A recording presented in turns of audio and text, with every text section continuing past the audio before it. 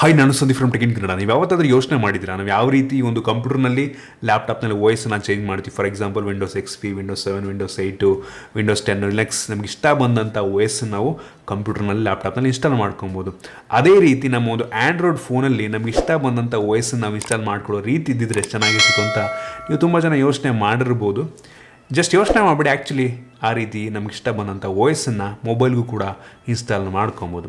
ಯೋಚನೆ ಮಾಡಿ, ಎಷ್ಟೋ ಜನರ ಫೋನಲ್ಲಿ ಯಾವುದಾದ್ರು ಕಿತ್ತೋಗಿರೋ OS ಇರುತ್ತೆ. ಕಲರ್ OS ಅಂತೆ, ಆ OS ಅಂತೆ, ಈ OS ಅಂತೆ. ಕಲರ್ OS ಅವೆಲ್ಲ ಚೆನ್ನಾಗೇ ಇದಾವೆ, ಕೆಲವು ಜನಕ್ಕೆ ಇಷ್ಟ ಆಗ್ಬೋದಾಯ್ತಾ, ಕೆಲವು ಜನಕ್ಕೆ ಇಷ್ಟ ಆಗ್ಬೋದು, ಕೆಲವು ಜನಕ್ಕೆ ಸ್ಟಾಕ್ ಆ್ಯಂಡ್ರಾಯ್ಡ್ ಇಷ್ಟ ಆಗ್ಬೋದಾಯ್ತಾ. ಆ ಟೈಮಲ್ಲಿ ಈ ರೀತಿ ಒಂದು ಸ್ಟಾಕ್ ಆ್ಯಂಡ್ರಾಯ್ಡ್ OS ನೀವೇ ಇನ್ಸ್ಟಾಲ್ ಮಾಡ್ಕೊಳ್ಳೋ ರೀತಿ ಇದ್ದಿದ್ರೆ, ಮತ್ತು ಎಷ್ಟೋ ಜನರದ್ದು ಅಪ್ಡೇಟೇ ಆಗೋಲ್ಲ, ಆ್ಯಂಡ್ರಾಯ್ಡು ಹಳೇ ಆ್ಯಂಡ್ರಾಯ್ಡ್ ವರ್ಷನಲ್ಲೇ ಇರ್ತಾರೆ, ಆ ಕಂಪ್ನಿಯವರು ಅಪ್ಡೇಟ್ ಎಲ್ಲ ಕೊಡೋದೇ ಇಲ್ಲ. ಸೊ ಈ ಟೈಮಲ್ಲಿ ನೀವೇ ಆ ಒಂದು ವಾಯ್ಸನ್ನು ಅಪ್ಡೇಟ್ ಮಾಡ್ಕೊಳ್ಳೋ ರೀತಿ ಇದ್ದರೆ ಚೆನ್ನಾಗಿರ್ತಿತ್ತಲ್ವ. ಆ್ಯಕ್ಚುಲಿ ಅದು ಸಾಧ್ಯತೆ ಇರುವಂಥದ್ದು.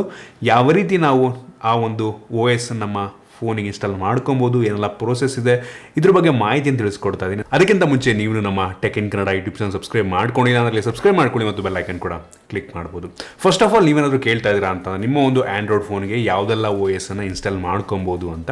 ಆ್ಯಕ್ಚುಲಿ ಬೇರೆ ಯಾವುದು OSನ್ನು ಇನ್ಸ್ಟಾಲ್ ಮಾಡ್ಕೊಳ್ಳೋದಕ್ಕಾಗೋದಿಲ್ಲ.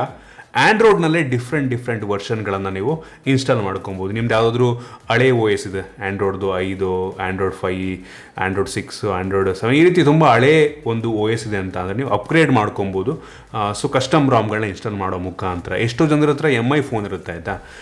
MI ಫೋನಲ್ಲಿ ಆಬ್ವಿಯಸ್ಲಿ MI UI ಇರುತ್ತೆ. ಎಷ್ಟೋ ಜನರಿಗೆ ಸ್ಟಾಕ್ ಆ್ಯಂಡ್ ಎಕ್ಸ್ಪೀರಿಯನ್ಸ್ ಇಷ್ಟ ಇರುತ್ತೆ. ಸೊ ನಿಮ್ಮ MI ಫೋನ್ಗೆ ಸ್ಟಾಕ್ ಆ್ಯಂಡ್ರಾಯ್ಡನ್ನು ಮತ್ತು ಲೇಟೆಸ್ಟ್ ಆ್ಯಂಡ್ರಾಯ್ಡ್ ವರ್ಷನ್ನ ನೀವು ಇನ್ಸ್ಟಾಲ್ ಮಾಡ್ಕೊಬೋದು. ಈ ಒಂದು ಕಸ್ಟಮ್ ರಾಮ್ಗಳನ್ನು ಇನ್ಸ್ಟಾಲ್ ಮಾಡೋ ಮುಖಾಂತರ ನಿಮಗೆ ಇಷ್ಟ ಬಂದಂಥ ರಾಮ್ ಆಯಿತಾ, ಅವ್ರು ಯಾರೋ ಥರ್ಡ್ ಪಾರ್ಟಿ ಡೆವಲಪರ್ಗಳು ಈ ಒಂದು ಕಸ್ಟಮ್ ರಾಮನ್ನು ನಿಮ್ಮ ಒಂದು ಫೋನಿಗೆ ಬಿಲ್ಡ್ ಮಾಡಿರ್ತಾರೆ. ಯಾವುದೋ OS ನಿಮ್ಮ ಒಂದು ಫೋನಿಗೆ ಇನ್ಸ್ಟಾಲ್ ಮಾಡ್ಕೊಳ್ಳೋದಕ್ಕಾಗೋದಿಲ್ಲ. ಸಿಕ್ಕಿದ್ದು ರ್ಯಾಮ್ನೆಲ್ಲ ಇನ್ಸ್ಟಾಲ್ ಮಾಡ್ಕೊಳ್ಳೋದಕ್ಕಾಗೋದಿಲ್ಲ. ಅದು ಪರ್ಟಿಕ್ಯುಲರ್ ಆಗಿ ನಿಮ್ಮ ಒಂದು ಫೋನ್ಗೆ ಅಂತಲೇ ಕೆಲವೊಬ್ಬರು ಡೆವಲಪರ್ಗಳು ಈ ರೀತಿ ಕಸ್ಟಮ್ ರಾಮ್ಗಳನ್ನ ಬಿಲ್ಡ್ ಮಾಡಿರ್ತಾರೆ. ಅದಕ್ಕೊಂದು ಮೆಥಡ್ ಇರುವಂಥದ್ದು. ಇನ್ಸ್ಟಾಲ್ ಮಾಡ್ಕೋಬೇಕು ಅಂತಂದರೆ ಈ ಕಂಪ್ಯೂಟರ್ಗೆ CD ಹಾಕ್ಬಿಟ್ಟು ಪಟ್ಟ ಅಂತ ಇನ್ಸ್ಟಾಲ್ ಮಾಡ್ಬಿಡ್ತೀವಲ್ಲ OSನ, ಆ ರೀತಿ ಅಲ್ಲ.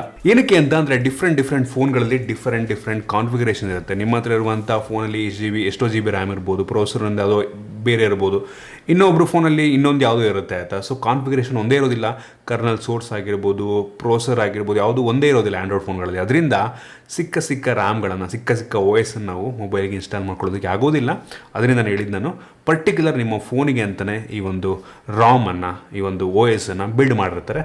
ಅದನ್ನು ನೀವು ಆರಾಮಾಗಿ ಇನ್ಸ್ಟಾಲ್ ಮಾಡ್ಕೊಬೋದು. ನಾನು ಸುಮಾರು ಒಂದು 3-4 ವರ್ಷ ಹಿಂದೆನೇ ಈ ರೀತಿ ಮಾಡ್ತಾಯಿದ್ದೆ. ಬಟ್ ಈಗ ರೀಸೆಂಟ್ ಡೇಸಲ್ಲಿ ಅವಶ್ಯಕತೆ ಇಲ್ಲ. ಏನಕ್ಕೆ ಅಂತಂದರೆ ನಾನೇನಾದರೂ OnePlus ಫೋನ್ ಯೂಸ್ ಮಾಡ್ತಾಯಿದ್ದೀನಿ ಅಂತಂದರೆ OnePlus ಅವರೇ ನನಗೆ ಲೇಟೆಸ್ಟ್ ಆ್ಯಂಡ್ರಾಯ್ಡ್ ಅಪ್ಡೇಟ್ ಕೊಟ್ಬಿಡ್ತಾರೆ, ಸ್ಟಾಕ್ ಆ್ಯಂಡ್ ಎಕ್ಸ್ಪೀರಿಯನ್ಸ್ ಸಿಕ್ಬಿಡುತ್ತೆ. ನೀವೇನಾದರೂ MI UI ಫೋನನ್ನು ಯೂಸ್ ಮಾಡ್ತಿದ್ದೀರಾ ಅಂತ ಅಂದರೆ ಆಯಿತಾ, ಎಷ್ಟು ಜನರಿಗೆ MI ಇಷ್ಟ ಆಗಲ್ಲ ಹೇಳ್ದಂಗೆ. ಸೊ ಅವ್ರು ಬೇಕಾದರೆ ಈ ರೀತಿ ಕಸ್ಟಮ್ ರಾಮನ್ನು ಇನ್ಸ್ಟಾಲ್ ಮಾಡ್ಕೊಂಬಿಟ್ಟು ಸೇಮ್ OnePlus OS ಹೆಂಗಿರುತ್ತೆ ಅದೇ ರೀತಿ ಯೂಸ್ ಮಾಡ್ಬೋದು ಆಯಿತಾ. ಬಟ್ ಕೆಲವೊಂದು ರಿಸ್ಕಿ ಕೂಡ ಇರುತ್ತೆ, ಅದು ಏನೋ ಅಂತ ತಿಳಿಸ್ಕೊಡ್ತೀನಿ ಆಯಿತಾ. ಅಷ್ಟು ಈಸಿ ಅಲ್ಲ ಈ ಒಂದು ಕಸ್ಟಮ್ ರಾಮನ್ನು ಇನ್ಸ್ಟಾಲ್ ಮಾಡುವಂಥದ್ದು. ಫಸ್ಟ್ ಆಫ್ ಆಲ್, ನಿಮ್ಮ ಒಂದು ಫೋನ್ ಬೂಟ್ ಲೋಡರ್ ಲಾಕ್ ಆಗಿರುತ್ತೆ. ಬೂಟ್ ಲೋಡರ್ ಅಂತ ಅಂದರೆ ನಿಮ್ಮ ಏನು ಮ್ಯಾನುಫ್ಯಾಕ್ಚರ್ ಮಾಡಿರ್ತಾರೆ MI ಫೋನು ಅಥವಾ OnePlus ಅವರೆಲ್ಲ ಬೂಟ್ ಲೋಡರ್ ಲಾಕ್ ಮಾಡಿರ್ತಾರೆ. ಅಂದರೆ ನಿಮ್ಮ ಒಂದು ರೂಟ್ ಫೋಲ್ಡರ್ ಇರುತ್ತೆ ಆಯಿತಾ, ರೂಟ್ ಫೋಲ್ಡರ್ನ ಲಾಕ್ ಮಾಡಿರ್ತಾರೆ. ಸೊ ಅದನ್ನು ಅನ್ಲಾಕ್ ಮಾಡಬೇಕು ಅಂತಂದರೆ ಫಸ್ಟ್ ಬೂಟ್ ಲೋಡರ್ ಅನ್ಲಾಕ್ ಮಾಡಬೇಕು. ಬೂಟ್ ಲೋಡರ್ನ MI ಫೋನಲ್ಲಿ ಅನ್ಲಾಕ್ ಮಾಡುವಂಥದ್ದು ಕಂಪ್ಲೀಟ್ಲಿ ಲೀಗಲ್ಲು, ವಾರಂಟಿ ಗ್ಯಾರಂಟಿ ಏನೂ ಪ್ರಾಬ್ಲಮ್ ಆಗೋದಿಲ್ಲ. ಕೆಲವೊಂದು ಬ್ರ್ಯಾಂಡ್ಗಳು ಬೂಟ್ ಲೋಡರ್ ಅನ್ಲಾಕ್ ಮಾಡಿದ್ರಿ ಅಂತ ಅಂದರೆ ವಾರಂಟಿಯನ್ನು ರಿಮೂವ್ ಮಾಡಿಬಿಡ್ತಾರೆ, ವಾರಂಟಿಗೆ ಹೋಗ್ಬಿಡುತ್ತೆ. ಬಟ್ MI ಫೋನ್ಗಳಲ್ಲಿ ಆ ರೀತಿ ಆಗಲ್ಲ. ನೀವು ಆರಾಮಾಗಿ ಬೂಟ್ ಲೋಡರ್ನ ಅನ್ಲಾಕ್ ಮಾಡ್ಬೋದು. ಬೂಟ್ ಲೋಡರ್ ಅನ್ಲಾಕ್ ಮಾಡಿದ್ರೆ ಅಂದರೆ ಮಾತ್ರ ನಿಮ್ಮ ಒಂದು ಫೋನನ್ನು ರೂಟ್ ಮಾಡೋಕ್ಕೆ ಸಾಧ್ಯ. ರೂಟ್ ಮಾಡಾದಮೇಲೆ ಕಸ್ಟಮ್ ರಿಕವರಿ ಇನ್ಸ್ಟಾಲ್ ಮಾಡೋದಕ್ಕೆ ಸಾಧ್ಯ. ಕಸ್ಟಮ್ ರಿಕವರಿ ಇನ್ಸ್ಟಾಲ್ ಮಾಡಿದ್ಮೇಲೆ ಕಸ್ಟಮ್ ರಾಮನ್ನು ಇನ್ಸ್ಟಾಲ್ ಮಾಡೋದಕ್ಕೆ ಸಾಧ್ಯ. ಇದೆಲ್ಲ ತುಂಬ ಜನ ಕನ್ಫ್ಯೂಷನ್ ಆಗ್ತಿರ್ಬೋದು. ಪ್ರತಿಯೊಂದನ್ನು ಕೂಡ ನಿಧಾನಕ್ಕೆ ತಿಳಿಸ್ಕೊಡ್ತೀನಿ. ಫಸ್ಟ್ ಆಫ್ ಆಲ್, ಬೂಟ್ ಲೋಡರ್ನ ಅನ್ಲಾಕ್ ಮಾಡೋದಕ್ಕೆ ಅವ್ರದ್ದೇ ಒಂದು ಸಾಫ್ಟ್ವೇರ್ ಬರುತ್ತೆ MI ಅವ್ರದ್ದು. ಅದು ನೀವು ಕಂಪ್ಯೂಟರ್ಗೆ ಇನ್ಸ್ಟಾಲ್ ಮಾಡಿಕೊಂಡು ಡೆವಲಪರ್ ಆಪ್ಷನ್ ಇರುತ್ತಲ್ವ, ಅದನ್ನು ನೀವು ಎನೇಬಲ್ ಮಾಡ್ಕೊಂಡು ಡಿಬಗ್ಗಿಂಗ್ ಎನೇಬಲ್ ಮಾಡ್ಕೊಂಡು ಕಂಪ್ಯೂಟರ್ ಕನೆಕ್ಟ್ ಮಾಡಿ MI ಅಕೌಂಟ್ ಲಾಗಿನ್ ಆಗಿ ಇಲ್ಲಿ ನೀವು ಅನ್ಲಾಕ್ ಅಂತ ಕ್ಲಿಕ್ ಮಾಡಿದ್ರೆ ನಿಮ್ಮ ಫೋನು ಬೂಟ್ ಲೋಡರ್ ಅನ್ಲಾಕ್ ಆಗುತ್ತೆ. ಇದು ಫಸ್ಟ್ ಮೆಥಡ್ ನೀವು ಮಾಡಬೇಕಾಗಿರುವಂಥದ್ದು. ಇನ್ ಡೆಪ್ತ್ ಹೋಗಲ್ಲ ನಾನು, ಏನೆಲ್ಲ ಪ್ರೋಸೆಸ್ ಇರುತ್ತೆ ಅಂತ ನಿಮಗೆ ಹೇಳ್ಕೊಡ್ತೀನಿ. ಡಿಫ್ರೆಂಟ್ ಫೋನಿಗೆ, MI ಫೋನಿಗೆ ಒಂದಿದ್ರೆ ಬೇರೆ ಇನ್ನೊಂದು ಫೋನಿಗೆ ಇನ್ನೊಂದು ಥರ ಇರುತ್ತೆ ಆಯಿತಾ. ಡಿಫ್ರೆಂಟ್ ಮೆಥಡ್ಗಳಿರುತ್ತೆ. ನಾನು ಒಂದು ರಫ್ ಆಗಿ ಒಂದು ಜನರಲ್ ಆಗಿ ಯಾವ ರೀತಿ ಇರುತ್ತೆ ಮೆಥಡ್ ಅಂತ ಮಾತ್ರ ನಿಮಗೆ ತಿಳಿಸ್ಕೊಡ್ತೀನಿ. ತುಂಬ ಜನ ಗೊತ್ತೇ ಇರಲ್ಲ ಈ ರೀತಿ ಒಂದು ವಾಯ್ಸನ್ನು ಚೇಂಜ್ ಮಾಡ್ಬೋದು ಅಂತ, ಐಡಿಯಾ ಬರಲಿ ಅಂತ ಮಾತ್ರ ಈ ವಿಷಯವನ್ನು ಹೇಳ್ತಾ ಇದ್ದೀನಿ. ನಿಮ್ಮ ಫೋನಲ್ಲಿ volume down button power button ಒಟ್ಟಿಗೆ ಕ್ಲಿಕ್ ಮಾಡಿದ್ರಿ ಅಂತಂದರೆ ರಿಕವರಿ ಮೋಡ್ಗೆ ಹೋಗುತ್ತೆ ಆಯಿತಾ, ಅದು ಸ್ಟಾಕ್ ರಿಕವರಿ. ಅದೇ volume up button power button click ಮಾಡಿದ್ರಿ ಅಂತಂದರೆ ಫಾಸ್ಟ್ ಬೂಟ್ ಮೋಡ್ಗೆ ಹೋಗುತ್ತೆ. ಫಾಸ್ಟ್ ಬೂಟ್ ಮೋಡ್ ಅಂದರೆ ಏನು ಅಂತ ಆಮೇಲೆ ತಿಳಿಸ್ಕೊಡ್ತೀನಿ. ನೀವೇನು ವಾಲ್ಯೂಮ್ ಡೌನು ಮತ್ತು ಪವರ್ ಬಟನ್ ಕ್ಲಿಕ್ ಮಾಡಿದ್ರೆ ರಿಕವರಿ ಮೋಡ್ಗೆ ಹೋಗುತ್ತಲ್ವ, ಅದು ಸ್ಟಾಕ್ ರಿಕವರಿ ಆಯಿತಾ. ಅಂದರೆ ಕಂಪ್ನಿಯವರೇ ನೀಡಿರುವಂಥ ಒಂದು ರಿಕವರಿ ಮೋಡು. ಆ ಒಂದು ರಿಕವರಿ ಮೋಡಲ್ಲಿ ನೀವು ಬ್ಯಾಕಪ್ ಮಾಡ್ಬೋದು ಅಥವಾ ಡಾಟಾವನ್ನು ವೈಪ್ ಮಾಡ್ಬೋದು, ಈ ರೀತಿ ಎಲ್ಲ ಮಾಡ್ಬೋದು ಆಯಿತಾ. ಫ್ಯಾಕ್ಟ್ರಿ ಸೆಟ್ ಮಾಡೋದಕ್ಕೆ ಅದನ್ನು ಯೂಸ್ ಮಾಡಿದ್ರೆ ನಿಮ್ಗೆ ತುಂಬ ಚೆನ್ನಾಗಿ ಗೊತ್ತಿರ್ಬೋದು. ಅದು ಸ್ಟಾಕ್ ರಿಕವರಿ. ನಾವು ಕಸ್ಟಮ್ ರಿಕವರಿಯನ್ನು ಕೂಡ ಅದಕ್ಕೆ ಇನ್ಸ್ಟಾಲ್ ಮಾಡ್ಬೋದು ಫಾಸ್ಟ್ ಬೂಟ್ನ ಮುಖಾಂತರ. ಕಸ್ಟಮ್ ರಿಕವರಿ ಎಲ್ಲ ತುಂಬ ಕಸ್ಟಮ್ ರಿಕವರಿಗಳಿದೆ ಆಯಿತಾ. TWRP ಅಂತ ಒಂದಿದೆ, ಆಮೇಲೆ ಕ್ಲಾಕ್ ವರ್ಕ್ ಮೋಡ್ ಅಂತ ಬರ್ತಾಯಿತ್ತು ಮುಂಚೆ, ಈಗ ತುಂಬ ಜನ ಯಾರು ಯೂಸ್ ಮಾಡಲ್ಲ ಈಗ. ಸೊ ಆ ರೀತಿ ಒಂದು ಕಸ್ಟಮ್ ರಿಕವರಿಯನ್ನು ಇನ್ಸ್ಟಾಲ್ ಮಾಡಬೇಕಾಗತ್ತೆ. ಇನ್ಸ್ಟಾಲ್ ಮಾಡೋದಕ್ಕೆ ತುಂಬ ಮೆಥಡ್ಗಳಿದೆ ಆಯಿತಾ. ಕೆಲವೊಂದು ಫೋನ್ಗಳಲ್ಲಿ ಬೈ ಡಿಫಾಲ್ಟು ಮೊಬೈಲ್ ಒಳಗಡೆ ಒಂದು ಸ್ಟಾಕ್ ಏನು ಅಪ್ಡೇಟರ್ ಇರುತ್ತಲ್ವ ಅದ್ರ ಮುಖಾಂತರ ಇನ್ಸ್ಟಾಲ್ ಮಾಡೋ ಥರ ಕೆಲವೊಬ್ಬರು ಡೆವಲಪ್ ಮಾಡಿರ್ತಾರೆ. ಇನ್ನೊಂದು ಸಲ ಫಾಸ್ಟ್ ಬೂಟ್ ಮೋಡ್ಗೆ ಹೋಗ್ಬಿಟ್ಟು ವಾಲ್ಯೂಮ್ ಅಪ್ಪು ಮತ್ತು ಪವರ್ ಬಟನ್ನ ಕ್ಲಿಕ್ ಮಾಡಿ ಫಾಸ್ಟ್ ಬೂಟ್ ಮೋಡ್ಗೆ ಹೋಗ್ಬಿಟ್ಟು ಆಮೇಲೆ ನಿಮ್ಮೊಂದು ಕಂಪ್ಯೂಟ್ರಿಗೆ ಕನೆಕ್ಟ್ ಮಾಡಿ ಅದರಲ್ಲಿ ADB ಡ್ರೈವರ್ಸ್ ಅಂತ ಬರುತ್ತೆ ಆಯಿತಾ. ADB ಡ್ರೈವರ್ಸ್ನ ಮುಖಾಂತರ ಒಂದು ಕಸ್ಟಮ್ ರಿಕವರಿಯನ್ನು ಇನ್ಸ್ಟಾಲ್ ಮಾಡ್ಕೊಬೋದು, ರೂಟ್ ಮಾಡ್ಬೋದು. ಸೊ ಹಂಗೆಲ್ಲ ಮಾಡ್ಬೋದು ಆಯಿತಾ. ಫಸ್ಟ್ ಆಫ್ ಆಲ್ ನಿಮ್ಮ ಒಂದು ಫೋನ್ಗೆ OS-ಅನ್ನು ಇನ್ಸ್ಟಾಲ್ ಮಾಡಬೇಕಂತಂದರೆ ಒಂದು ಕಸ್ಟಮ್ ರಿಕವರಿ ಇರಲೇಬೇಕಾಗತ್ತೆ. TWRP ರಿಕವರಿ ಆಗಿರ್ಬೋದು ಅಥವಾ ಕ್ಲಾಕ್ ವರ್ಕ್ ಮಾಡೋದು ಆಗಿರ್ಬೋದು, ಈ ರೀತಿ ಕಸ್ಟಮ್ ರಿಕವರಿ ಇರಬೇಕಾಗತ್ತೆ. ಇನ್ನೊಂದು ನಿಮ್ಮ ಫೋನು ರೂಟ್ ಆಗಿರಬೇಕಾಗತ್ತೆ ಆಯಿತಾ. ರೂಟ್ ಅಂತ ಅಂದರೆ ನಿಮ್ಮ ಫೋನನ್ನು ಹೆಂಗೆ ಮಾಡಿರ್ತಾರೆ ಅಂತಂದರೆ, ಮುಂಚೆ ನೀವು ಒಂದು ಫೋನ್ ತೊಗೊಂಡಾಗ ಆ ಒಂದು ರೂಟ್ ಫೋಲ್ಡರ್ ಅಂತ ಇರುತ್ತೆ ಆಯಿತಾ. ಈಗ ಕಂಪ್ಯೂಟರ್ನಲ್ಲಿ ಮೈ ಕಂಪ್ಯೂಟರ್ ಅಂದರೆ ಅಥವಾ ಮೈ PC ಮೈ ಕಂಪ್ಯೂಟರ್ ಏನು ಹೋಗ್ತಿರಲ್ವಾ, ಆ ಒಂದು ಜಾಗದಲ್ಲಿ C ಫೋಲ್ಡರ್ ಒಳಗೆ OS ಇನ್ಸ್ಟಾಲ್ ಆಗಿರುತ್ತೆ. ನಿಮ್ಮೆಲ್ಲರಿಗೂ ಗೊತ್ತಿರ್ಬೋದು ಆಯಿತಾ. C ಫೋಲ್ಡರ್ ಒಳಗೆ OS ಇನ್ಸ್ಟಾಲ್ ಆಗಿರುತ್ತೆ. ಈ ಮೊಬೈಲ್ ಕಂಪ್ನಿಯವ್ರು ಏನಪ್ಪ ಮಾಡ್ತಾರೆ ಅಂತಂದರೆ, ಇವನು C ಫೋಲ್ಡ್ರನ್ನ ಲಾಕ್ ಮಾಡಿಬಿಟ್ಟು ನಿಮಗೆ ಕೊಟ್ಟಂಗೆ ಆಯಿತಾ. ಲಾಕ್ ಮಾಡಿದರೆ ನಿಮಗೆ ಕೊಟ್ಟಿದ್ದಾರೆ, ಅದು ರೂಟ್ ಫೋಲ್ಡರ್ ಅಂತ ಅಂದ್ಕೊಳ್ಳಿ. ಸಿನ ಜಸ್ಟ್ ಎಕ್ಸಾಂಪಲಿಗೆ ತಿಳಿಸ್ಕೊಡ್ತಾ ಇದ್ದೀನಿ ಆಯಿತಾ. ಸೊ C ಫೋಲ್ಡರ್ ಏನಿರುತ್ತೆ ಅದನ್ನು ಲಾಕ್ ಮಾಡಿಬಿಟ್ಟು ನಿಮಗೆ ಕೊಟ್ಟಂಗೆ ಅದು ರೂಟ್ ಫೋಲ್ಡ್ರು. ಅದನ್ನು ಅನ್ಲಾಕ್ ಮಾಡಿದ್ರಿ ಅಂತ ಅಂದರೆ ನೀವು ಆ ಒಳಗಿರುವಂಥ OS ನೀವು ಚೇಂಜ್ ಮಾಡ್ಬೋದು. ಅದಕ್ಕೆ ರೂಟ್ ಮಾಡೋದು ಅಂತ ಕರೀತಾರೆ. ರೂಟ್ ಮಾಡೋದು ಒಳಗಡೆ ಇದು ಏನು ಇರುತ್ತೆ ಲಾಕ್ ಆಗಿರುತ್ತೆ ಅನ್ಲಾಕ್ ಮಾಡೋದು ಅಷ್ಟೇ, ತುಂಬ ಸಿಂಪಲ್ಲು.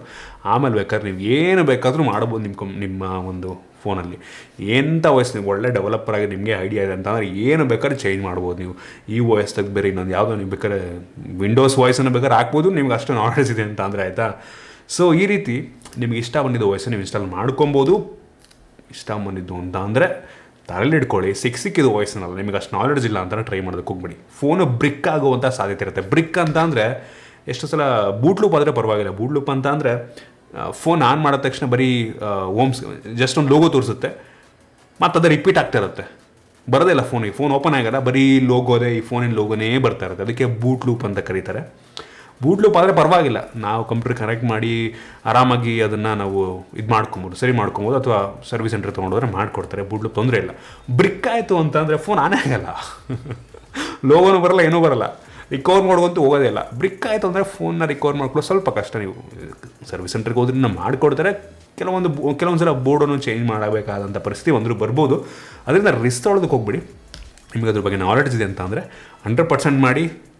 ಒಂದು ಸಲ ರಿಸರ್ಚ್ ಮಾಡಿ, ಏನು ಈ ಒಂದು XDA ಡೆವಲಪರ್ಸ್ ವೆಬ್ಸೈಟ್ಗೆ ಹೋಗಿ ನಿಮ್ಮ ಫೋನಿಗೆ ಏನೆಲ್ಲ ಆಪ್ಷನ್ ಇದೆ, OS-ಗಳಿಗೆ ಬೇರೆ ಡೆವಲಪ್ ಮಾಡಿದ್ದಾರೆ ಅಥವಾ ರಿಕವರಿ ಮೋಡಿದೆ, ರೂಟ್ ಯಾವ ರೀತಿ ಮಾಡೋದು, ಇದನ್ನೆಲ್ಲ ಫಸ್ಟ್ ರಿಸರ್ಚ್ ಮಾಡಿಕೊಂಡು ಆಮೇಲೆ ಈ ರೀತಿ ಆಟ ಆಡಿ. ನಾನು ಮುಂಚೆ ಒಂದು 4-5 ವರ್ಷ ಮುಂಚೆ ಫುಲ್ ಬರೀದೆ ಕೆಲಸ. ಫೋನನ್ನು ಹೆಂಗೆ ಹಾಳು ಮಾಡಾಕ್ಬಿಟ್ಟಿದೆ, ಮಾಡಿ OS ಚೇಂಜ್ ಮಾಡಿ ವಾರಕ್ಕೆ ಒಂದೊಂದು OS ಚೇಂಜ್ ಮಾಡ್ಕೋತಿದ್ದೆ ನಾನು ಆಯಿತಾ. ಸೊ ಹಂಗೆ ಮಾಡಿದ್ದೆ. ಈಗ ಅವಶ್ಯಕತೆ ಇಲ್ಲ. ಹಿಂಗೆ ನನಗೆ ಅನಿಸ್ದಂಗೆ ಆಲ್ಮೋಸ್ಟು ಹೊಸದಾಗಿ ಬರ್ತಿರುವಂಥ ಫೋನ್ಗಳಿಗೆ ಅವರು ಅಪ್ಡೇಟ್ ಕೊಡ್ತಾರೆ. ಬಟ್ ಎಷ್ಟೋ ಫೋನ್ಗಳಲ್ಲಿ OS ಚೆನ್ನಾಗಿರಲ್ಲ ಆಯಿತಾ, ಕಿತ್ತೋಗಿರೋ ಸ್ಪೆಸಿಫಿಕೇಷನ್ ಚೆನ್ನಾಗಿರುತ್ತೆ, OS ಕಿತ್ತೋಗಿರುತ್ತೆ ಆಯಿತಾ. ಅಂಥವ್ರು ಬೇಕಾದ್ರೆ ಈ ರೀತಿ ಒಂದು ಎಕ್ಸ್ಪೆರಿಮೆಂಟ್ನ ಮಾಡ್ಬೋದು ಅಂತ ನನಗನ್ಸುತ್ತೆ. ನಿಮಗೊಂದು ಐಡಿಯಾ ಬಂದಿದೆ ಅಂತ ಅನ್ಕೋತೀನಿ ಆಯಿತಾ, ಯಾವ ರೀತಿ ಮಾಡಬೇಕು, ಏನೆಲ್ಲ ಇರುತ್ತೆ ಈ ರೀತಿ OS-ಅನ್ನು ಚೇಂಜ್ ಮಾಡೋದಕ್ಕೆ ಅಂತ. ನಿಮಗೆ ಇಷ್ಟ ಇದೆ ಅಂತ ಅನ್ಕೋತೀನಿ, ಹೊಸ ವಿಷಯ ತಿಳ್ಕೊಂಡಿದ್ದೀರ ಅಂತ ಅನ್ಕೋತೀನಿ. ನಿಮ್ಗೆ ಇದ್ರ ಬಗ್ಗೆ ಬೇರೆ ಏನಾದರೂ ಡೀಟೇಲ್ಸ್ ಬೇಕು ಅಂತಂದರೆ ಕಾಮೆಂಟ್ ಮಾಡಿ, ಅಥವಾ ಇನ್ನೂ ಕೆಲವು ಜನಕ್ಕೆ ಇದ್ರ ಬಗ್ಗೆ ಐಡಿಯಾ ಇದೆ ಅಂತಂದರೆ ಅವ್ರೇನು ಕಾಮೆಂಟ್ ಮಾಡಿರ್ತಾರೆ, ದಯವಿಟ್ಟು ಉತ್ತರ ಕೊಡಿ. ಪ್ರತಿಯೊಂದು ಕಾಮೆಂಟಿಗೂ ಎಷ್ಟು ಸಲ ಉತ್ತರವನ್ನು ಕೊಡೋದಕ್ಕಾಗೋದಿಲ್ಲ. ಸೊ ನಿಮಗೆ ಈ ಒಂದು ವಿಡಿಯೋ ಇಷ್ಟ ಆಗಿದೆ ದಯವಿಟ್ಟು ಲೈಕ್ ಮಾಡಿ, ಶೇರ್ ಮಾಡಿದ ರೀತಿ ನಮ್ಮ ಬೇರೆ ವಿಡಿಯೋಗೆ ನಮ್ಮ tech in Kannada YouTube subscribe ಮಾಡಿಲ್ಲ ಅಂದರೆ ಸಬ್ಸ್ಕ್ರೈಬ್ ಮಾಡ್ಕೊಳ್ಳಿ, ಮತ್ತು ಬೆಲ್ ಐಕಾನ್ ಕೂಡ ಕ್ಲಿಕ್ ಮಾಡ್ಬೋದು. ಸಿಗೋಣ.